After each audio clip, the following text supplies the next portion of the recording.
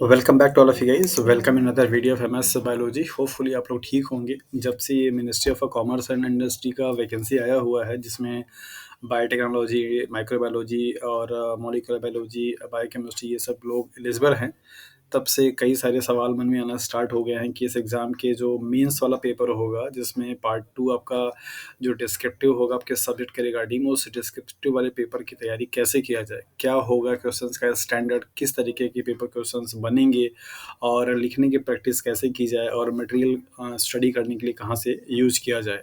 सो आज की इस वीडियो में हम लोग बात करने वाले हैं बायोटेक्नोलॉजी के unit number first means microbiology के टॉपिक से कि क्या-क्या पॉसिबल क्वेश्चंस आपके फॉर्मेट किए जा सकते हैं और उन क्वेश्चंस को कैसे आप डिस्क्राइब करके लिख सकते हैं और किस क्वेश्चंस के लिए कितना आपको मार्क्स का लिखना रहेगा और कितना आपको उस पे कंटेंट देना चाहिए और कंटेंट का डेप्थ भी क्या होगा, लेवल स्टैंडर्ड क्या होना चाहिए, राइट? तो अगर आप भी इस पोस्ट के लिए फॉर्म ने आपने फिल कर दिया है और आप तैयारी करना चाह रहे हैं, तो बेसिकली ये वीडियो आपके लिए है। को इस वीडियो में काफ़ी कुछ जानने को मिलेगा कि कैसे आप डिस्क्रिप्टिव वाले सेक्शंस के लिए अपने आप को प्रिपेयर करें। और अगर आपने अभी तक फॉर्म फिल नहीं किया हुआ है तो क्यूसीआई पोर्टल पे आपको जाना होगा, क्वालिटी कंट्रोल ऑफ इंडिया पे, और आप यहाँ पे फॉर्म फिल कर पाएंगे आसानी से, कोई दिक्कत वाली बात नहीं होगी। और इसके ऑलरेडी मैंने पहले से ही वीडियो बना रखा है। सो डियर फ्रेंड, देखते हैं आज आपको कि क्या-क्या चीज़ें हैं। सो नंबर पहला आपका जो यूनिट है माइक्रोबायोलॉजी का, उसमें जो टॉपिक्स हैं कुछ इस तरीके से 7 में डिवाइड किया गया है। नंबर पहला है आपका prokaryotic and eukaryotic cell structure को लेकर के, और नंबर दूसरा है microbial nutrient growth and control को लेकर के, जिसमें आपको पूरा का पूरा कंट्रोल का पूरा प्रोसेस पढ़ना पड़ेगा स्टरलाइजेशन के लिए, और माइक्रोबियल ग्रोथ में इसमें आपको ग्रोथ कंट्रीज पढ़नी पड़ेगी। और इसके बाद है माइक्रोबियल मेटाबॉलिज्म, जिसमें एरोबिक और एनारोबिक रेस्पिरेशन है, जहाँ पे आपको glycolysis, TCA cycle, electron transport chain और फोटोसिंथेसिस ये पढ़ना रहेगा। नाइट्रोजन फिक्सेशन अपने आप में काफ़ी एक अच्छा इंपॉर्टेंट टॉपिक हो जाता है। Chemical basis of mutations and mutagens, जहाँ पर आपको मॉलिक्यूलर बायोलॉजी का भी कुछ कॉन्सेप्ट पढ़ना रहेगा, जिसमें आप म्यूटेशंस के बारे में पढ़ते हैं। माइक्रोबियल जेनेटिक्स, जिसमें प्लाज्मिड है, प्लाज्मिड ट्रांसफॉर्मेशन है, और इसमें जो 3 मेथड्स हैं आपके, ट्रांसफॉर्मेशन, ट्रांजक्शन एंड कंजुगेशन ये, और माइक्रोबियल डाइवर्सिटी मीन्स क्लासिफिकेशंस, कौन-कौन से उनके फीचर्स हैं, कैसे उनको क्लासिफाई किया गया, because microbiology means microbial classifications करने के लिए बहुत सारे एस्पेक्ट्स हो जाते हैं, लाइक एज़ यूकेरियोटिक, प्रोकैरियोटिक का होना। मस्टिवन टाइम पे दिमाग में ये सवाल आता है कि माइक्रोब सिर्फ प्रोकैरियोटिक होते हैं, बट ऐसा ट्रूथ नहीं है। तो उनका क्लासिफिकेशंस का जो ज़रिया होता है बहुत डाइवर्सिटी हो जाती है। तो यहाँ पर इतने सारे टॉपिक आपको इस यूनिट में दे रखे हैं माइक्रोबायोलॉजी में। तो अगर आपने किसी भी एग्ज़ाम की तैयारी, लाइक एज़ सीएसआईआर की तैयारी किया हुआ है, लाइक एज़ आपने अगर केवीएस पीजीटी बायोटेक्नोलॉजी का किया हुआ था अभी, राइट? ये सारे अगर आपने एग्ज़ाम्स की प्रिपरेशंस किए हुए हैं तो ये सारे टॉपिक आपके पढ़े हुए होंगे। और इसमें ऐसा कुछ भी नया सिलेबस में नहीं है जो कि आपने अभी तक पढ़ा नहीं होगा। आपके आपके एमएससी में भी आपने ये पढ़ा होगा, प्रिपरेशंस के टाइम पे भी आपने पढ़े हुए हैं। बट सवाल यहाँ पर आता है कि अब तक हम लोगों ने जो चीज़ पढ़ी है और जो भी एग्ज़ाम दिए वो सब के सब एमसीक्यूज़ बेसिस पे थे। सो अब इन टॉपिक्स से आपको डिस्क्रिप्टिव वाले जो क्वेश्चंस होंगे वो कैसे बनेंगे और उस क्वेश्चंस का आंसर आप कैसे देंगे, ये सबसे बड़ा कैच, सबसे बड़ा सवाल है, राइट? सो होपफुली कि आपको भी ये सवाल परेशान कर रहा होगा। तो हम लोग आज इसी टॉपिक पे बात करने वाले हैं कि इन टॉपिक्स से क्या-क्या पॉसिबल क्वेश्चंस फॉर्मुलेट किए जा सकते हैं और उन क्वेश्चंस को आंसर करने के लिए आपको किस तरीके से अपनी तैयारी करनी पड़ेगी। सो एक वीडियो में ये सारे टॉपिक को कवर करना पॉसिबल नहीं होगा। सो बेसिकली मैंने इन दोनों टॉपिक को मिला करके कुछ क्वेश्चंस फ्रेम किए हुए हैं, जो कि आपको अभी देखने को मिलेगा, और यहाँ से आप खुद के प्रिपरेशंस का जो स्टैंडर्ड है वो चेकआउट कर सकते हैं। अब आपको एमसीक्यूज़ नहीं पढ़ना है, आपको एमसीक्यू सॉल्व नहीं करना है कि आप की पॉइंट्स पढ़ लेंगे और आपका काम हो जाएगा। अब आपको चीज़ों को बहुत डिटेल में और एक स्टोरी बेसिस पे पढ़ाई करनी शुरू होगी, जिसमें कि आप अच्छे से लिख पाएँ। सो देखते हैं कि इन टॉपिक से पॉसिबल जो क्वेश्चंस बन सकते हैं और जो पूछे जा सकते हैं उनका क्वेश्चंस का फॉर्मेट क्या होगा और उन क्वेश्चंस के लिए कैसे अपने आप को प्रिपेयर करेंगे और क्या आप आंसर करेंगे। सो यहाँ पे लिस्ट बना रखा है पॉसिबल क्वेश्चंस। नंबर पहला जिसमें आपको दिया हुआ है, briefly describe the nature and function of a cytoplasmic matrix. ये प्रोकैरियोटिक की भी बात हो रही है, तो प्रोकैरियोटिक के मैट्रिक्स के बारे में आपसे पूछ रहा है। आपको अच्छी तरीके से पता है कि हाँ, जो इनका साइटोप्लाज्म होता है जिसको कि आप साइटोसॉल बोलते हैं, मैक्सिमम केसेस में यहाँ पे साइटोसॉल एंड साइटोप्लाज्म दोनों को इंटरमिक्स करके यूज़ किया जाता है, बट इसमें डिफरेंसेस होते हैं। जब भी आप यूकैरियोटिक की बात करते हैं तो उसके लिए आप साइटोप्लाज्म टर्म यूज़ करते हैं, और अगर प्रोकैरियोटिक की बात करते हैं तो उसके लिए आप साइटोसॉल यूज़ करते हैं। होपफुली ये दोनों का डिफरेंस पता होगा आप लोगों को। और ये सवाल भी है आप सभी ऑडियंस से मेरा कि अगर मैं आपसे पूछूं कि साइटोसॉल और साइटोप्लाज्म में क्या डिफरेंस है, तो प्लीज़ आप कमेंट बॉक्स में ज़रूर से ज़रूर बताएं। सो अगर हम ये पहले क्वेश्चंस पे फोकस करें, briefly describe the nature and function of a cytoplasmic matrix, तो आपको यहाँ पे अब इस क्वेश्चंस में कहीं से भी ये नहीं दे रहा है कि हाँ, बैक्टीरिया का सेल कैसा होता है, उसके डायग्राम को आप बताइए या क्या है। लेकिन ये आपका अपना टैलेंट होगा कि साइटोप्लाज्मिक मैट्रिक्स के बारे में आपको बताना है, तो आप डायरेक्टली साइटोप्लाज्मिक मैट्रिक्स नहीं बताएंगे। पहले आप वहाँ पे बैक्टीरियल सेल्स को ड्रॉ करेंगे, इनके सारे पार्ट्स का आप नोमेनक्लेचर करेंगे, फिर यहाँ पे आप दिखाएंगे कि ये वाला जो पूरा एरिया होता है जिसको कि हम साइटोसॉल बोलते हैं, ये साइटोप्लाज्मिक मैट्रिक्स कहलाता है। अब इसके कंपोनेंट्स और इसके कंपोजिशंस के बारे में आप बताएंगे कि हाँ, इसमें कौन-कौन सी प्रोटीन पाई जाती है, क्या इसका मेजर कंपोजिशन होता है, क्या इसके मेजर फंक्शंस होते हैं। अगर ये साइटोप्लाज्मिक मैट्रिक्स के कंपोनेंट्स में कोई डेविएशन आती है तो उससे बैक्टीरियल सेल्स के फंक्शंस पे या उसके शेप पे क्या इफेक्ट पड़ेगा, ये सब कुछ एस्पेक्ट्स आपको यहाँ पे देना होगा। सो क्वेश्चंस बड़ा ही सिंपल वे में है, साइटोप्लाज्मिक मैट्रिक्स के बारे में पूछ रहा है, but you have to start your writing answer from the basic structure of a cells and describe all the components and their parts. इन सबको आपको स्टार्ट करते मतलब लिखते हुए स्टार्ट करना पड़ेगा। अगला सवाल है, list and describe the function of a cytoskeleton proteins inclusion bodies and ribosomes. आपसे फिर से अगला सवाल उसी से दिया है कि साइटोस्केलेटन में को फॉर्म करने के लिए कौन कौन से प्रोटीन इन्वॉल्व होती हैं, उनका आप नाम बताइए, उनके फंक्शंस को बताइए, उनका स्ट्रक्चर को डायग्राम से आप अच्छे से बनाइए, बना करके बताइए कि कौन कौन से प्रोटीन हैं, उनके कौन से पॉलीमेरिक फॉर्म कौन से हैं, मोनोमेरिक फॉर्म से हैं, हर एक प्रोटीन का क्या अपना रोल होता है, पॉजिटिव एंड नेगेटिव इवेंट्स क्या होते हैं, ये सब कुछ आपको बताना पड़ेगा। राइबोसोम्स के बारे में आप पूछा हुआ था, आप अच्छे तरीके से अगर सपोज स्पेसिफाई नहीं किया है तो आप राइबोसोम्स को डिफाइन करने के बाद आप बता सकते हैं कि हाँ, यूकेरियोटिक में आपका 80s और 70s आपका प्रोकैरियोटिक में, दोनों के अलग अलग जो स्मॉल एंड लार्ज वाले यूनिट्स होते हैं उनके सब फर्दर जो कंपोजिशंस होते हैं कि हाँ, कितना आपका प्रोटीन, कितना आपका आरआरएनए मिल करके बना हुआ होता है, ये सब कुछ आपको इस तरीके से लिखना रहेगा। तो आपको यहाँ पे मैं जो क्वेश्चंस दे रहा हूँ, ये सारे क्वेश्चंस आपके प्रैक्टिस के लिए रहेगा। आप चाहें तो इसका स्क्रीनशॉट ले लीजिए और इन क्वेश्चंस को आंसर लिख करके अपनी कॉपी पे आप देखिए कि आप कितना अपने आप को प्रिपेयर्ड हैं और आप कितना लिख पाते हैं।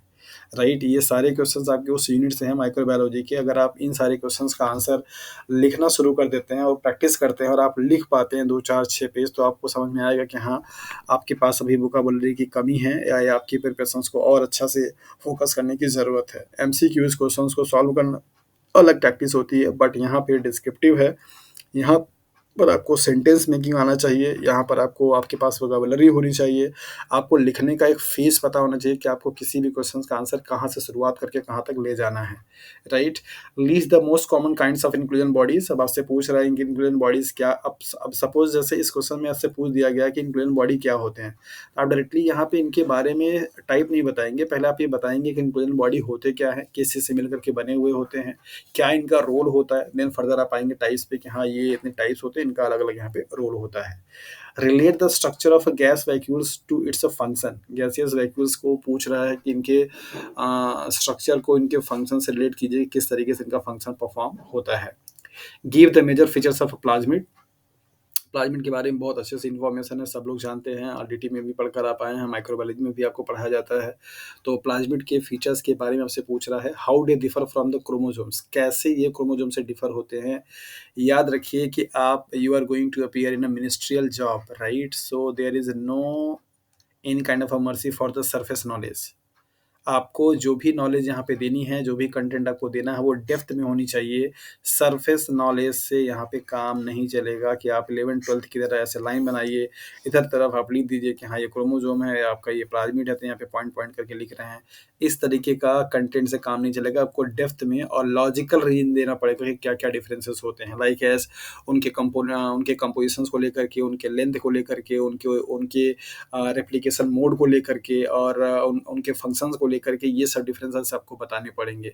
सो फर्स्ट ऑफ ऑल अगर हम इस क्वेश्चन की बात करेंगे तो फर्स्ट ऑफ ऑल आपको क्या करना पड़ेगा, बताना पड़ेगा कि प्लाज्मिड क्या है, कहाँ पे मीन्स किस टाइप के सेल्स में ये पाया जाता है, क्या इनका रोल होता है, कैसे ये फॉर्म्ड होते हैं, ये सब कुछ करते हुए तब आप आएंगे डिफरेंसेस पे कि बेसिकली मेन जो क्रोमोसोम्स होता है किसी भी सेल्स का और प्लाज्मिड जो होता है वो कैसे आपस में डिफर होते हैं। क्या अगर मैं आपसे सवाल पूछूं कि प्लाज्मिड की अकरेंस यूकैरियोटिक और प्रोकैरियोटिक दोनों में से कौन से सेल में पाई जाती है, क्या सिर्फ बैक्टीरियल सेल्स में पाया जाता है या यूकैरियोटिक सेल्स में ही पाए जाते हैं या दोनों में ही पाया जाता है, तो आपके पास आंसर होना चाहिए कि प्लाज्मिड सेल्स कहाँ पे आपको मिलेगा या कहाँ पे पाया जाता है। So describe each of the following plasmids and explain their importance. जैसे एफ प्लाज्मिड है, एफ फैक्टर है, आर फैक्टर है, कोल्ड प्लाज्मिड है, वाइलेंस प्लाज्मिड है, मेटाबॉलिक प्लाज्मिड है।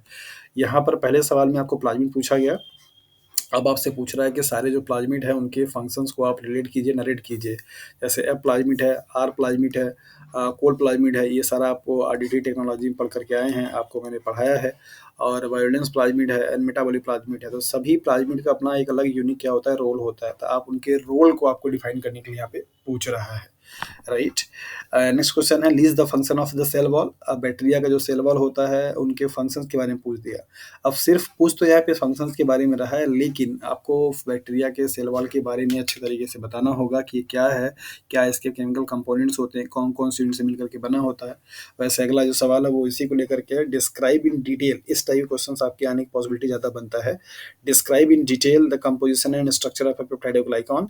Why does peptidoglycan contain the unusual D isomer of alanine and glutamic acid rather than L isomer observed in protein? Very very important ये question है और मैं पता नहीं क्यों मुझे ऐसा लग रहा है कि इस वाले यूनिट से इस टाइप के क्वेश्चन आने की पॉसिबिलिटी ज़्यादा बनती है, राइट। तो ऐसे टाइप के क्वेश्चन का जो आपको प्रैक्टिस करना है वो बहुत बहुत ज़्यादा ज़रूरी रहेगा। अब आप इसका अपने ये क्वेश्चंस का स्क्रीनशॉट आप ले लीजिए और इसको आप आसानी से कल जब भी आपकी स्टडी आवर्स होती है आप उसको कॉपी पेन लेकर के लिखिए, डिस्क्राइब कीजिए कंपोजिशंस के बारे में, स्ट्रक्चर एंड पेप्टाइडोग्लाइकॉन को लेकर के।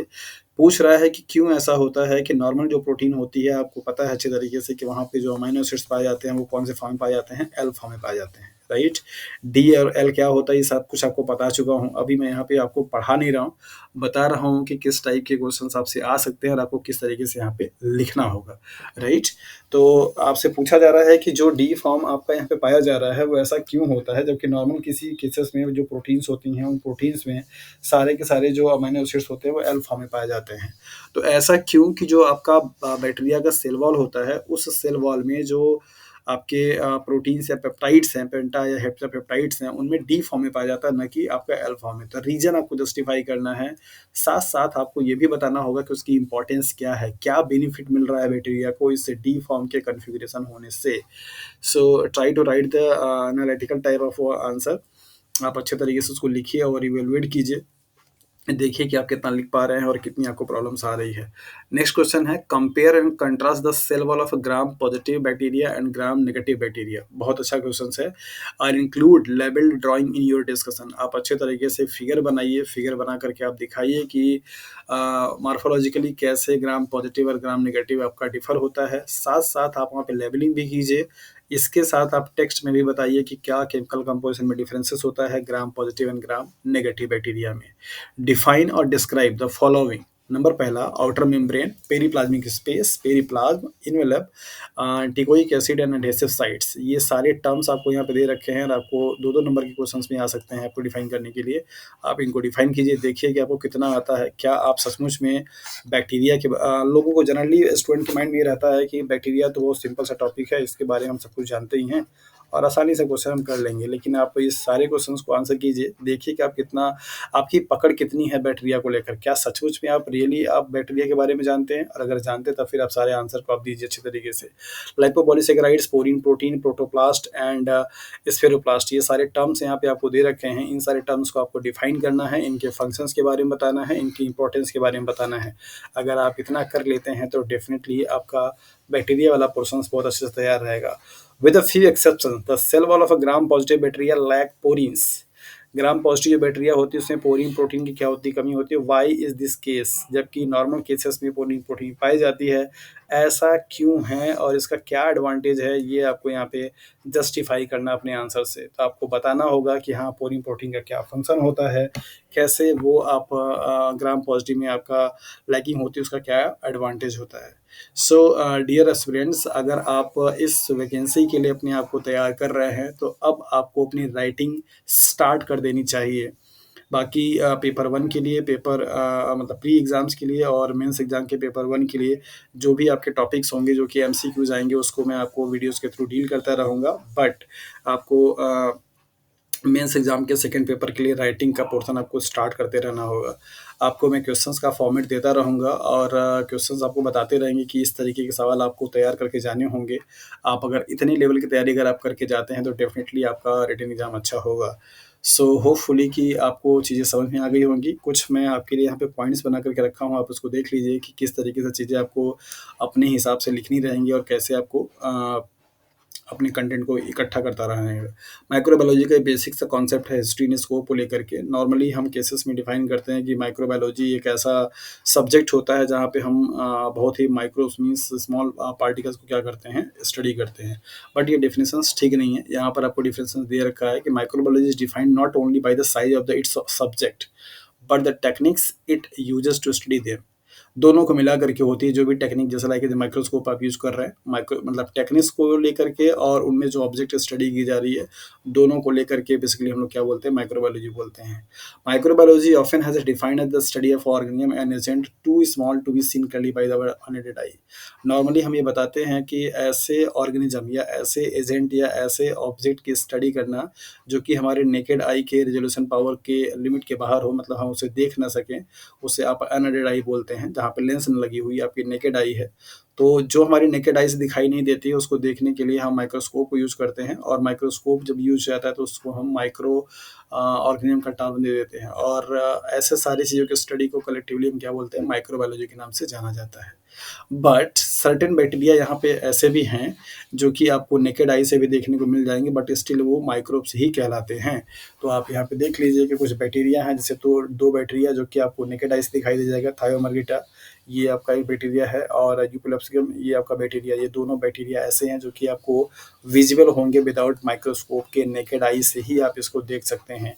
ये बहुत ही इंपॉर्टेंट क्वेश्चन है एमसीक्यूज वाले पोर्शंस के लिए कि वो कौन कौन से माइक्रोब्स हैं जिनको विदाउट माइक्रोस्कोप के ही देखा जा सकता है। माइक्रो ऑर्गेनिजम्स इंक्लूड क्या क्या करते हैं, वायरसेस भी आते हैं, चूँकि ये ऑर्गेनिज्म का टर्म इनको नहीं दिया जाता, ये आपके इन्फेक्शियस पार्टिकल बोले जाते हैं, बट स्टडी की जाती है। प्रोकैरियोटिक सेल्स आता है, यूकैरियोटिक सेल्स आता है। मोस्ट ऑफ द केसेस में दिमाग में ये कन्फ्यूजन होता है कि माइक्रोब सिर्फ और सिर्फ बैक्टीरिया होते हैं या प्रोकैरियोट्स होते हैं। ऐसा नहीं है, यूकैरियोटिक सेल्स भी आपके माइक्रो ऑर्गेनिज्म की कैटेगरी में आते हैं, राइट। और ये माइक्रो जो ऑर्गेनिज्म होते हैं वो क्लासिफिकेशंस के तीनों डोमेन्स में पाए जाते हैं, आर्के बैक्टीरिया में भी और यूकेरियोट में भी। तो 3 डोमेन्स आपकी जो लाइफ की होती है, उन तीनों डोमेन्स में आपकी ऑर्गेनिज्म से पाए जाते हैं। वैसे सबसे एक्सेप्टेड और सबसे मोस्ट सूटेबल जो क्लासिफिकेशन दिया गया वो 5 किंगडम क्लासिफिकेशन दिया गया। और इस 5 किंगडम के क्लासिफिकेशंस में 3 जो किंगडम है आपका वो बेसिकली किसका है, दैट इज द माइक्रोब्स का, जिसमें मोनेरा मीन्स बैक्टीरिया आता है, प्रोटिस्टा यूकैरियोटिक आते हैं, फंगस आपका यूकैरियोटिक में आता है। ये तीनों ही आपके ऐसे हैं जो कि माइक्रो ऑर्गेनिज्म की स्टडी को कराता है। एनिमल और प्लांट ही ऐसे हैं जहाँ पे आपको माइक्रोब्स के अलावा स्टडी करनी होती है। सो डियर फ्रेंड्स, आज आपने यहाँ पे देखा कि कैसे आपको लॉन्ग वाले जो क्वेश्चंस हैं उनको आपको डिस्क्राइब करना होगा, क्या पॉसिबल टाइप के क्वेश्चंस आपसे बन सकते हैं और उन क्वेश्चंस को लिखने के लिए प्रैक्टिस आपको अब करना स्टार्ट कर देना है। ये वीडियो आपके लिए कितना हेल्पफुल रहा आप ज़रूर कमेंट बॉक्स में करके बताइए। साथ साथ ही मेरे उस सवाल का जवाब भी दीजिएगा जो मैंने आपसे इस वीडियो में पूछा हुआ है। So thank you for watching this video और आप देख रहे थे एमएस बायोलॉजी। मैं महेंद्र कुमार। होपफुली कि आपको ये वीडियो अच्छे से समझ में आ गया होगा।